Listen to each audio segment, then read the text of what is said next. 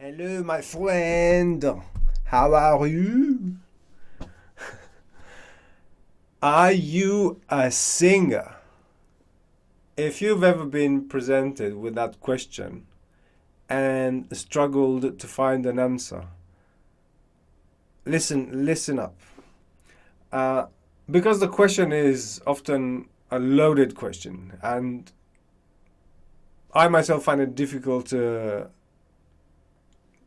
understand what people are asking about specifically.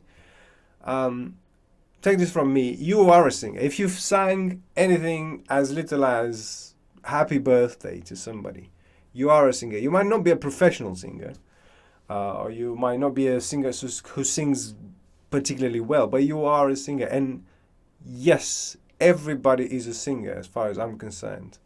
Now, a singer who has trained for a long enough time, literally hundreds of hours, and have developed their technique, and they might even make some money from it.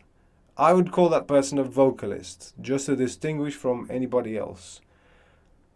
Um, but just because somebody doesn't sing well enough, or doesn't make a living from it, shouldn't stop them from, first of all, calling themselves a singer. There's not such a big deal. Let people call themselves singers if they want to.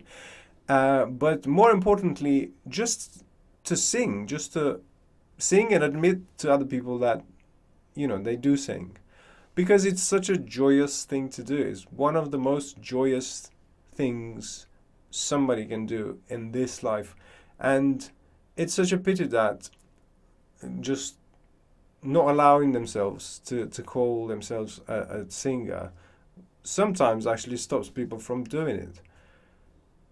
It's, to make a silly comparison, it's like cooking for yourself. Like, you cook to nourish your body, and similarly you sing to nourish your heart. um, you don't have to be a great singer to do it, just like you don't have to be a great cook to cook for yourself. I mean, mostly everybody cooks. um, they don't call themselves chefs because they might not make a living from it, or they might not be good enough or whatever. Similarly, I'm ranting. I'm going on a sides here, but if you do sing a little bit and you enjoy doing it, keep doing it, no matter what you call yourself. To become a professional singer who makes a living, you literally have to put in hundreds and hundreds of hours and a lot of work, and it's hard work and it's physical work. This is not something contrary to the popular belief, this is not something that you're born with, or you've picked up as a kid or whatever. It's something that, whether consciously or not, you've worked on it, and you would work on it for a long time. And again, it's a very physical thing. Like, literally, muscles in your body have to develop and get really strong for you to be able to do it really well. Um, so aside, apart from being able to hear well, how does this go? Having a very sharp musical ear, which is a requirement. But I think at the same time, I think most people hear equally well. It's not a matter. If not, it's not just a matter of hearing things. It's a matter of replicating that sound that you hear, and that's where things get tricky. And again, it depends on how strong your muscles are, how good your vocal technique is, how well tuned your voice is, because it takes tuning, literally, to sing this note. You don't just sing it. You have to practice hitting it almost perfectly over and over before you're able to hear it and sing it. Um, but you don't. That shouldn't stop you from working on it. And you might sing without any accompaniment. You might sing a cappella, and technically speaking, you might be off pitch, off key, off everything.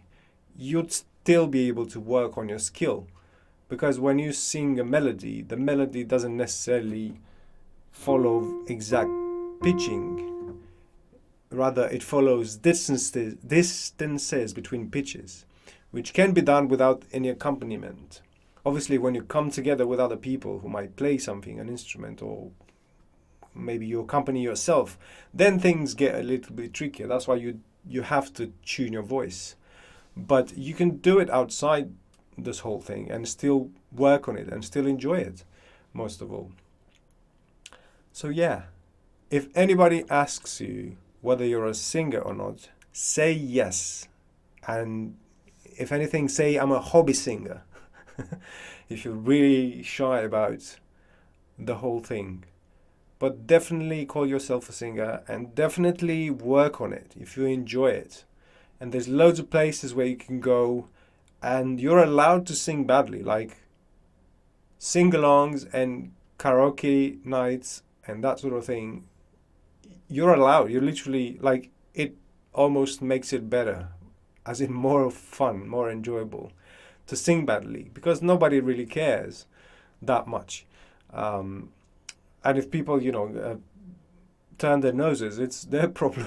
Sometimes people do that, and that's fine. That's completely fine. And again, you will have to sound really badly for a really long time before you begin to sound good, because everything depends on very specific things that you have to work on. So yeah. And just before I go, a quick reminder that there is a book that I'm selling. I'll put the link in the description, which can help you get your head around some of the basic music theory that later on, well, long term, will help you in a whole bunch of aspects, music-wise,